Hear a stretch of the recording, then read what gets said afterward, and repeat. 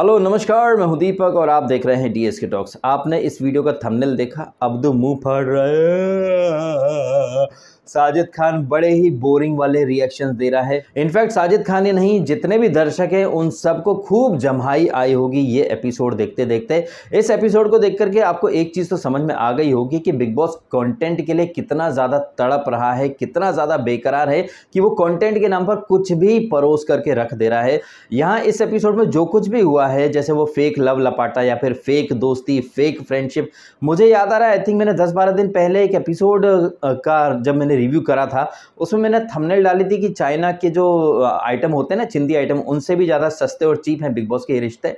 तो मुझे ऐसा लग रहा था कि 12-13 दिन पहले जो मैंने बातें कही थी, आज के एपिसोड में हमें सब वही सब देखने को मिल गया। गौतम और शालीन की फेक दोस्ती, गौतम एंड सौंदर्या का फेक लव लपाटा, शीला बोल रहा हूँ मैं, शालीन और ये टीना, इनका फेक लव लपाटा। मतलब आप देख लीजिए बेशर्मी की हद। शालीन और टीना बड़े दम लगा करके कह रहे हैं कि गौतम और सौंदर्या फेक लव लपाटा कर रहे हैं, तो शालीन आप क्या कर रहे हो भाई साहब? और ये टीना तो बाप रे ऐसे अपने सीरियल वाले रिएक्शन दे रही थी कि बाप रे ये फेक लव एंगल जैसी चीज टीना ने पहली बार सुनी हो। जबकि ये टीना कितनी लीचड़ प्रवृत्ति की, मतलब मंथरा बन चुकी है और खुद कैसे आए दिन शालीन के साथ चिपकी रहती है, इंटीमेट होती रहती है, आलिंगन वगैरह करती रहती है। वो टीना यहाँ कह रही थी कि यार ये प्रियंका और अंकित का जो पैर रहता है वो प्रियंका के चेस्ट के ऊपर, ये सब रहते हैं, इंटीमेट होते रहते हैं, ये फ्रेंड्स नहीं है, ये दोस्त नहीं है।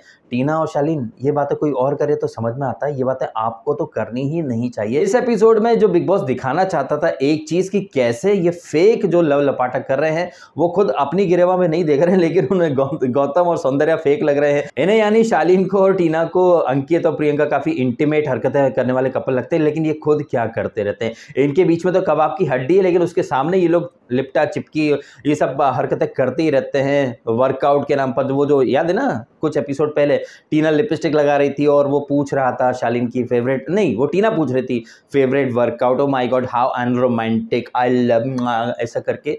अब ऐसी थर्ड क्लास चीजें बिग बॉस को कंटेंट लगती हैं और पूरा एपिसोड इन अतरंगी और क्रिंजिएस्ट चीजों को डेडिकेट कर दिया। खैर ये क्रिंज पंती शुरू होती है इस एपिसोड में अंकित और प्रियंका के वो जो रूम में कॉन्वर्सेशन चल रही थी, तू घटिया है, तू घटिया है, तू घटिया है, तू घटिया, तू घटिया, तू घटिया, उड़ा के रख दूंगा तेरी खटिया, वाह वाह वाह वाह वाह। या अंकित कहता है कि तुम्हारे चिट्टे खोलूं क्या? प्रियंका बोलती है तो मेरे को ब्लैकमेल कर रहे हो। आप एक चीज समझ जाइए कि मुद्दा था शालीन वर्सेस प्रियंका का, लेकिन वो कैसे पूरा मुद्दा प्रियंका ने प्रियंका वर्सेस अंकित बना दिया। तो प्रियंका का टैलेंट आप देखिए कि किसी और का मुद्दा वो कैसे अपना बना लेती है। कहां वो शालीन के प्रोटीन चिकन से ये मुद्दा शुरू हुआ और एंड हुआ प्रियंका वर्सेस अंकित की लड़ाई पर, और दोनों ही स्पाइनलेस साबित हुए हैं। अब स्पाइनलेस मैं इसलिए बोल रहा हूं क्योंकि अभी थोड़ी देर पहले बोल रहे थे कि बात मत करियो, बात मत करियो, मैंने 100 है, अगर मैं तेरे से बात करूं तो थोड़ी देर के बाद लव लपाटा शुरू हो जाता है इनका। तो मतलब इसीलिए मैं स्पाइनलेस बोल रहा हूं। अब यहाँ पर जो भी आर्ग्यूमेंट वगैरह हो रहे थे अंकित और प्रियंका के, वहां पर विनर के रूप में मुझे अंकित दिखता है, क्योंकि उसने कुछ ऐसी कमजोर नब्ज पकड़ ली है प्रियंका की।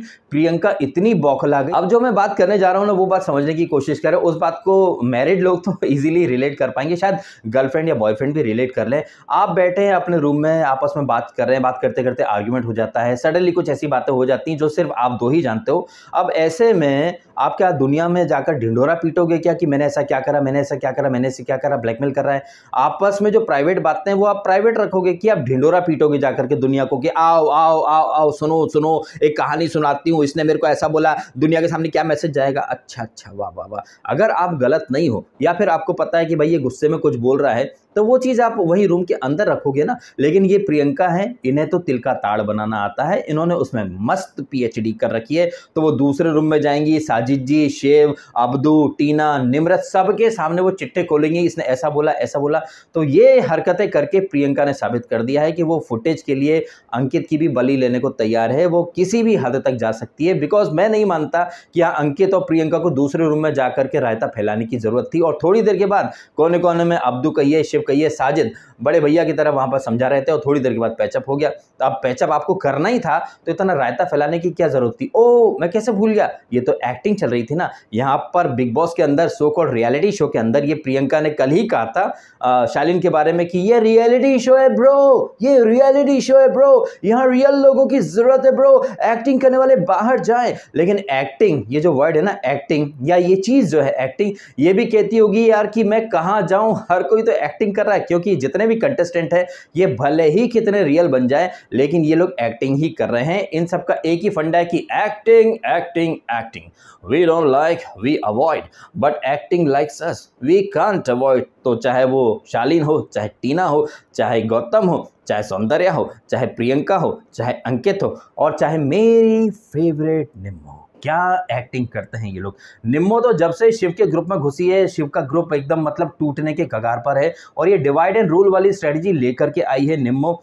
कल के एपिसोड में निम्मो, टीना और ये शालीन बात भी तो कर रहे थे। अब ये जो निम्मो ने एक हनी ट्रैप वाला जो जाल बुन के रख दिया है शिव के इर्द गिर्द, जिसकी वजह से वो क्या नाम है लड़की का, गौरी, वो भी अपसेट है, MC स्टैन भी अपसेट है और शिव इन सबको समझाने की कोशिश करता है। हालांकि यहाँ पर पैचअप हो तो गया है, अब ये पैचअप कितने दिन चलेगा ये तो वही लोग जानते हैं, बिकॉज ये धागा जो है वो टूट गया है, इसमें गठान बांध दी है और ये रिश्तों का जो धागा रहता है इसे नहीं तोड़ना चाहिए। गांठ इसके ऊपर, आई थिंक मैंने बिग बॉस 13 में एक बात कही थी कि रहीमान धागा प्रेम का मत तोड़ो चटकाए, तोड़े से फिर ना जुड़े जुड़े गांठ पड़ जाए। एंड शिव, स्टैन या गौरी जिस धागे से इनकी दोस्ती बंधी थी उस धागे में एक गठान लग चुकी है थैंक्स टू निम्मो।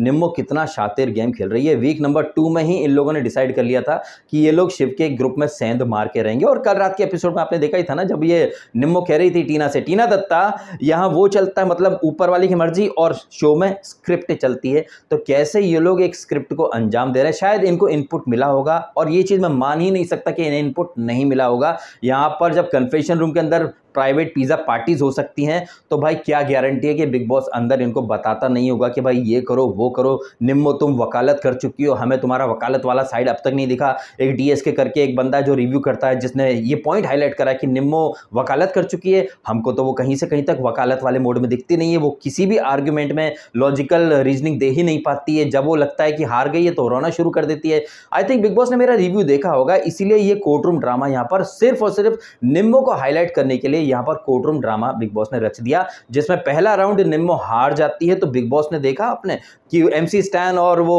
अंकित और गौरी जो कि जज बने थे उन्हें फायर कर दिया। क्यों? क्योंकि निम्मो वकील है भाई। वो निम्मो जो कि देश की लाडली बहू होने के साथ साथ वकील होने का दावा करती है और वो वकालत वाला ही टास्क हार जाए, भाई साहब गजब बेइज्जती, इससे ज्यादा घनघोर बेइज्जती मेरी निम्मो की हो ही नहीं सकती। इसलिए बिग बॉस ने आनंद फानंद में जज अंकित और गौरी इनको भी फायर कर दिया और MC स्टैन को भी फायर कर दिया और अगला राउंड निम्मो को जिता दिया। अब निम्मो तुम्हारे पास राशन बांटने का अधिकार है, तुमने राउंड जीत लिया। अब यहां पर हमने एक चीज सुनी थी इससे सौंदर्या के मुंह से, जब वो कह रही थी कि बिग बॉस बायस्ड है। बिग बॉस डेफिनेटली बायस्ड है। अब इस डायलॉग के लिए बिग बॉस सौंदर्या को डेफिनेटली कुछ न कुछ सजा तो जरूर देंगे, शायद कल या फिर वीकेंड पर हमें वो सजा देखने को मिल जाए। अच्छा, ये सजा, पनिशमेंट और ये वीकेंड की बातें मैं करूं उसके पहले मैं फ्लो में घुस जाऊं पूरी तरह से। भाई आपने वीडियो लाइक करना है और चैनल को सब्सक्राइब भी करना है, ये मुझे याद रहा, मैंने बोल दिया। अब आगे बढ़ जाते हैं। तो सजा से मुझे याद है कि बिग बॉस के ये जो अभी कैप्टन थे गौतम, जिन्होंने पूरे राशन को कुर्बान कर दिया था सिर्फ और सिर्फ सौंदर्या का दिल जीतने के लिए, अब यहां पर बिग बॉस ने हकाल करके रख दिया गौतम को। ये गौतम कल के एपिसोड में कह रहा था कि शिव क्या 3 दिन के लिए कैप्टन बना था। अबे जमूर, तू तो 3 पूरे दिन भी नहीं रह पाया। और ये फोन यहां पर अगेन सुंबुल ने उठा लिया था, बिग बॉस ने झाड़ के रख दिया। सुंबुल आप ही क्यों फोन उठाती हो, क्या आपको पता नहीं क्या? बिग बॉस के घर में सुंबुल तुम 1 महीने से हो, तुम्हें अब तक समझ में नहीं आया क्या कि ये फोन की घंटी तभी बजती जब कैप्टन की छुट्टी हो जाती? छोटी बच्ची हो क्या, तुम्हें बार बार समझाना पड़ेगा क्या? तो गौतम यहां पर फायर हो जाता है कैप्टनसी से। वो गौतम जो कि कैप्टन बना था सौंदर्या का दिल जीतने के लिए और दुनिया के सामने एक ढिंडोरा पीटने के लिए कि मैं और सौंदर्या जो है वो फेक नहीं है, वो रियल है। जबकि हकीकत में ये कितने फेक है आप भी जानते हैं, मैं भी जानता हूं, बार बार बताने की जरूरत है नहीं। तो सौंदर्या को खुश करने के लिए वो कप्तानी के दलदल में कूदा और सौंदर्या की वजह से ही इसकी कप्तानी इससे छिन भी गई। तो मतलब सौंदर्या इतनी अंग्रेजी बोल रही थी। और जैसा कि खुद बिग बॉस ने कहा कि गौतम आप घर के कप्तान नहीं थे, आप सिर्फ सौंदर्या के केयरटेकर या आसपास ही घूमते रहते थे।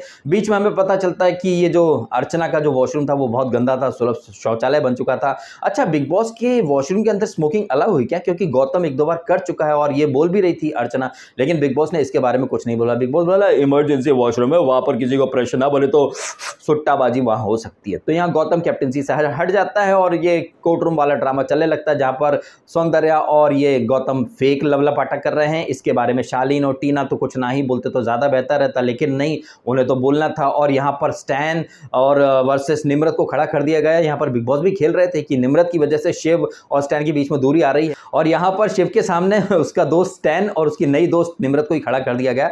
जहां पर बिग बॉस ने तो खैर बोल ही दिया ना कि जज अंकित और गौरी काफी बायस्ड थे, और स्टैन तो कोई एफर्ट ही नहीं ले रहा था भाई साहब। हालांकि स्टैन ने पहले ही बोल दिया था कि यार एक तरफा चीज होने वाली, क्योंकि ये स्टैन भी तो कैमरे में बोलता ही था ना कि भाई वो फेक कर रहे हैं। लेकिन स्टैन जो है वो गौतम के वश में इस कदर आ चुका कि उसे शिव में गलतियां ही गलतियां दिख रही। इनफैक्ट हमने इस एपिसोड में भी देखा कि स्टैन एंड गौरी कितनी ज्यादा बैक बिचिंग कर रहे थे शिव के बारे में, लेकिन शिव ने भी बातें करी पीठ पीछे, लेकिन शिव ने कोई नेगेटिव वर्ड नहीं यूज करे हैं स्टैन के लिए, गौरी के लिए। शिव हमेशा यही बोलता रहा कि अगर उन्हें ऐसा लग रहा है तो वो कर सकते हैं, लेकिन जब तक मेरी तरफ से नहीं होगा या फिर मुझे ऐसा कुछ नहीं लगेगा, मैं कुछ नहीं बोल सकता। उनका अपना थॉट प्रोसेस है। जबकि ये लोग क्या कर रहे थे, स्टैन एंड गौरी सौंदर्या और गौतम के साथ बैठ करके वो ऐसा है, वो ऐसा, वो ऐसा है, और ये लोग भरोसा कर रहे हैं गौतम के ऊपर, जो अपने वर्ड्स पर नहीं टिक पाता है, जो हर वीकेंड कहीं ना कहीं उसको बैशिंग मिलती है या फिर फटकार मिलती है और या सजा मिलती है, या कप्तान बनता तो कैप्टनसी से हकाला दिया जाता है, उस गौतम पर ये लोग यकीन कर रहे हैं। हालांकि जैसे कि मैंने ऑलरेडी कहा कि शिव ने पैचअप वगैरह कर लिया है,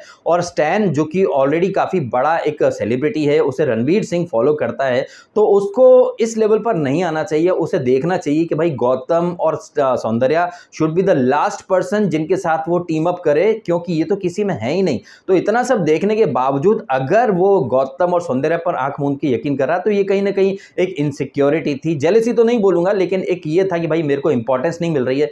तो यार स्टैन और गौरी, इंपॉर्टेंस तो तुमको वहां पर भी नहीं मिलने वाली, और तुम 1 महीने से इस ग्रुप में हो, और गौरी को रियलाइज करना चाहिए जब ये नॉमिनेशन में थी तो शिव कहिए और साजिद कहिए सब ये लोग डांस करने के लिए कूद पड़े थे ना, और स्टैन को भी नॉमिनेशन से सेव कराया था। अब जस्ट बिकॉज की एक जो वो क्रिकेट वाली जो टास्क थी वहां पर मौके पर चौका मारने लग गया गौतम, तो गौतम की बात पर यकीन नहीं करना चाहिए था। ये सब कराकर स्टैन ने अपना पोपट करा लिया है। जाहिर तौर पर निम्रत जो आई वो एक एजेंडा के तहत आई है, और शिव ठाकरे जो है वो कोई कच्चा खिलाड़ी नहीं है, उसको अच्छे से पता है कि कौन किस इंटेंशन से आया है। और आपने देखा होगा कि शिव कोई ओवर द टॉप वाले रिएक्शन नहीं देता है, वो चीजों को देखता है, नापता है, तौलता है, उसके बाद वो रिएक्ट करता है। वो चाहता तो वो भी फट पड़ता जैसे स्टैन फटा था, लेकिन वो नहीं फटा। खैर यहाँ पर इनका पैचअप हो गया, ये एक अच्छी बात है। तो ये जो एपिसोड था, यहाँ पर आर्गुमेंट कहिए, पैचअप कहिए, रिश्ते फेक हैं, रियल हैं, बस इसी चक्कर में बिग बॉस ने कोर्ट रूम ड्रामा खेल दिया। और ये कोर्ट रूम ड्रामा जो रियल इंटेंशन से खेला गया था, वो एक इंटेंशन यही थी कि निम्रत जो कि वकालत करके आई हैं, उनका वकालत वाला साइड दुनिया के सामने कैसे रखा जाए, और वो निम्रत जो कि वकालत कर चुकी हैं, लॉजिकल उनकी रीजनिंग होगी या नहीं होगी, ये चीजें हाईलाइट करने के लिए उन्हें वकील का चोगा पहना दिया गया। और पहला राउंड वो हार गई थी, इसके बावजूद उन्हें ही कंटिन्यू रखा गया और उनके सामने रख दिया गया सौंदर्या को। वो सौंदर्या जो कि हिंदी में कुछ शब्द ही बोल पाती है, बिग बॉस ने मखमल में लपेट करके सौंदर्या को तो खूब सुनाया, और इसी खुन्नस में सौंदर्या बोल बैठी बिग बॉस बायस्ड है। खैर यहाँ पर अंकित काफी अच्छा जा रहा है, अंकित दे रहा है, दुरुस्त है वाले मोड में चल रहा है, और वो उससे सुंबुल से बोल भी रहा था ना कि सुंबुल मैं तेरे को देखता हूं तो मुझे लगता है कि यार तेरे से तो अच्छी हालत है मेरी, अदरवाइज मुझे लग रहा था कि मैं शो के लिए फिट नहीं हूं, लेकिन तेरे को देखता हूं तो मुझे जीने की एक उम्मीद बन सी जाती है। अच्छा, सुंबुल से मुझे एक बात याद आई है कि सुंबुल, अर्चना और सौंदर्या, ये 3 लोग नॉमिनेटेड है। मैंने अभी शाम को एक वीडियो डाला जहां पर मैंने ये जो फेक वोटिंग ट्रेंड जो सवेरे से लग गया कि वोटिंग ट्रेंड, ये ट्रेंड, जबकि वोटिंग लाइन तो ओपन ही नहीं है। मैंने ऑलरेडी वीडियो में ये चीज आपके सामने रख दी है, उस वीडियो में अगर आपने नहीं देखा तो वो वीडियो देख लीजिएगा। और प्लीज एक बार फिर से कह रहा हूं, वो तमाम लोग जो फूफा फूफी जो मिलियंस ऑफ सब्सक्राइबर लेकर के चल रहे हैं, कैसे वो लोग अपने सब्सक्राइबर को भेड़ चाल में अंधी रेस में दौड़ा देते हैं। वोटिंग लाइन ही ओपन नहीं है, लेकिन वोटिंग ट्रेंड। उसके बाद कुछ अति विद्वान लोग आते हैं मेरे कमेंट सेक्शन में, वो कहते हैं कि वोट पर नहीं है, माई जियो पर नहीं, लेकिन गूगल पे वोट हो रहा है। वाह वाह वाह। फिर ऐसे ही लोग खड़े हो जाते हैं, भाई ईवीएम हैक हो गई है, ईवीएम हैक हो गई है। तो ऐसे लोग जिन्हें आन का ना गान का बट ज्ञान देंगे ब्रह्मांड का, कैसे वो लोग मिलियंस ऑफ सब्सक्राइबर ले चुके, मुझे आज तक समझ में नहीं आता। मुझे तो हंसी आती है उस ऑडियंस के ऊपर जो जान जानती है कि उनके वोट से घंटा कोई फर्क नहीं पड़ने वाला, लेकिन वोटिंग ट्रेंड के वीडियोस पर लाखों की तादाद में व्यूज देंगे, वो उन्हें अंधी भेड़चाल में लगाएंगे, वो लोग लग जाएंगे और उल्टा मेरे को आकर ज्ञान देंगे कि अबे जियो पे नहीं, वोट पे नहीं, गूगल पे वोट होता। वाह वाह वाह। अगर गूगल से ही वोटिंग होती है भाई साहब, तो फिर ये वोट वगैरह हटा दो, आप माई जियो भी हटा दो, आप गूगल से ही सब कुछ कर लेना। फिर गूगल से वोट होते हैं, तेरे को क्या पता, मेरे को थोड़ी ना कुछ पता, सब तुमको ही पता, तभी तो वोटिंग लाइन बंद है तुम्हारी सुंबुल के लिए। अब सुंबुल को बचाने के लिए ये वोटिंग लाइन बंद है, या फिर सुंबुल को घर वालों के हवाले करके निकालने के लिए वोटिंग लाइन बंद है? बिकॉज हमने यहां पर भी देखा वो कितनी फटके फलावर हो रखी थी जब वो शालीन और गौतम की फेक दोस्ती में वो बोल रही थी प्लीज मेरे को ड्रैग मत करना, ड्रैग मत करना। तो सुंबुल भी मतलब एक तो यार 12 लाख रुपए पर वीक के मिल रहे हैं उसको, उसके बाद भी वो कंटेंट नहीं दे रही है, तो इट्स बेटर कि उसको निकाल दिया जाए। और शायद मेकर्स ने पूरी तैयारी कर ली है कि भाई इसको निकालो, ये कुछ कंटेंट नहीं दे रही है, इसलिए वो बंदी नॉमिनेशन में भी आती है और वोटिंग लाइन बंद करवा दी जाती है, क्योंकि उन्हें पता है कि बाहर इसके पीआर जो बैठे हैं वो भर भर के स्पैम करेंगे, वोट करेंगे, इसलिए घर वालों से इसकी छुट्टी करवा दी जाए। अब यहां पर एक चीज और मैं हाईलाइट करना चाहूंगा, जैसे छुट्टी से मुझे याद है गौतम की कैप्टनसी से छुट्टी, मैं कई दिन पहले एक बात कह चुका हूं कि इस बार का बिग बॉस का जो थीम है वहां पर डेयर डेविल है। जब शिव को कैप्टनसी से हटाया गया था तो मैंने कहा था कि शिव बहुत कायर कैप्टन के रूप में निकल के आया है, रिंग मास्टर, ये चीज कई बार मैं हाईलाइट भी कर चुका हूं और इन लोगों को तो अपनी आंखों के सामने दिखती है, लेकिन इसके बावजूद गौतम जो कि पहली नहीं दूसरी बार फायर्ड हुआ है कैप्टनसी से, इसके बावजूद उसने रिंग मास्टर का कोई तेवर नहीं दिखाया। एंड एक बात और मैंने हाईलाइट करी कल के रिव्यू में, जहां पर मैंने कहा कि जैसे बिग बॉस ने दोगलापन दिखाया कि अर्चना को तो सारे पावर दे दिए थे लेकिन यहां गौतम को कोई पावर नहीं दिया, तो सारे घर वाले जो थे वो अलग अलग डायरेक्शन में चल रहे थे, कोई एक फर्म स्टैंड पर नहीं था। तो यहां पर बिग बॉस एक साइड और रिवील करवाना चाहता था इन कंटेस्टेंट की, क्या वो वाकई में डेयर डेविल हैं, बिकॉज ये वो बिग बॉस है जिसने की प्रियंका की तारीफ करी थी जब उसने बोल्ड मूव लिया था और बिग बॉस ने कहा था कि तुमने निमरत के रूम शफल कर दिए और ये करना भी चाहिए था, बिकॉज ये शो ही, ये खेल ही बोल्ड मूव्स लेने का या बोल्ड डिसीजंस लेने का है। तो कल का एपिसोड एक अच्छा प्लेटफॉर्म था कंटेस्टेंट के लिए, वो अपना बोल्ड साइड दिखाते, एक ब्रेव, एक डेयर डेविल वाली साइड दिखाते, लेकिन नहीं, सब भेड़ चाल में चल पड़े। और गौतम के पास भी एक अपॉर्चुनिटी थी खुद को एक रिंग मास्टर के तौर पर प्रस्तुत करने की, एक डेयर डेविल कैप्टन, एक ऐसा कैप्टन जो कि मतलब सर्कस के जो जानवरों को कंट्रोल कर सकता है वो घर वालों को भी कंट्रोल कर सकता है, लेकिन नहीं, यहाँ पर गौतम तो अलग ही डायरेक्शन में चल रहा था। अब जिस तरह से गौतम दूसरी बार कप्तानी से हटाया गया है, एक चीज निकल के आई है कि गौतम को नेक्स्ट टाइम कैप्टनसी के लिए ट्राई नहीं करना चाहिए, बिकॉज वो कप्तान वाला मटीरियल है ही नहीं उसके अंदर, वो सिर्फ एक फिसड्डी खिलाड़ी है। और ऐसे थूक कर चाटने वाले इंसान के ऊपर MC स्टैन एंड गौरी अपना दाव लगा रहे थे, तो उनको भी कहीं ना कहीं पता चल गया कि भाई वो शिव से दूर रहेंगे तो वो गलत लोगों के साथ गलत ही दिखेंगे, इसलिए लौट के बुद्धू वापस आने वाले अंदाज के तहत ये दोनों भी वापस शिव के साथ आ गए हैं। अब ये है इस एपिसोड का एक मोटा मोटा सा लब्बो लब्बा। अरे एपिसोड में एक चीज तो मैं भूल गया, chicken. Big boss please chicken दे दो, बिग बॉस क्या 2 बार तो दे दिया आपने, मेरा 3 बार का, बिग बॉस प्लीज चिकन दे दो, big boss please chicken they, chicken chicken नहीं है बिग बॉस प्रोटीन। ये चिकन चिकन से मेरे को एक पिक्चर का नाम याद आ, लव शव ते चिकन खुराना। यहाँ पर शालीन भनोट सिर्फ यही काम कर रहा है, लव शव वो टीना के साथ कर रहा है और चिकन खुराना वो चिकन चिकन करता ही रहता है। शालीन भनोट यहाँ पर भर भर के सिर्फ एक्टिंग कर रहा है और इसकी एक्टिंग का हमने यहाँ ऑडिशन आज भी देखा, खुद कैसे ये गौतम से लड़ता है, झगड़ता है, खुद कैसे फेक लव लपाटा कर रहा है और किस मुंह से ये लोग गौतम और सौंदर्या को फेक बोल रहे थे, उसी मुंह से बोल रहे होंगे जिस मुंह से सौंदर्या और गौतम शालीन और टीना को फेक बोल रहे थे। बड़ा मजा आता भाई जब ये दोनों फेक पार्टी से एक दूसरे को फेक फेक बोल रही थी। अब इस फेकम फाकी के बारे में आपका क्या रिएक्शन है कमेंट करके बताएं। जिस तरह से प्रियंका ने वो प्रोटीन और हंसी मजाक बीमारी का मुद्दा हाईजेक करके अपने ऊपर वो ले आई, उसके इस टैलेंट के बारे में आपको क्या कहना। और अंकित जो कि दे रहा है दुरुस्त आय वाले अंदाज में, इतना दुरुस्त तरीके से आ रहा है, क्या वन लाइनर्स हैं उसके, क्या जवाब देता है, माइंड ब्लोइंग। जिस तरह से वो जज बनाता, हालांकि डिसीजन थोड़ा सा एकदम बायस्ड था उसका, लेकिन जिस तरह से वो सारे घर वालों को कंट्रोल कर रहा था, ऑर्डर ऑर्डर, अगर कोई कुछ बोला तो सजा के प्रार्थी, सजा के हकदार हो जाओगे। तो यहाँ पर मुझे अंकित थोड़ा अच्छा लगने लगा है, लेकिन वो अच्छा तभी लगता है जब वो प्रियंका से परे हो जाता है। प्रियंका के साथ रहकर मेरे को वो पसंद नहीं आता भाई, सीधी सी बात है, क्योंकि वो प्रियंका उसको चुप करा देती है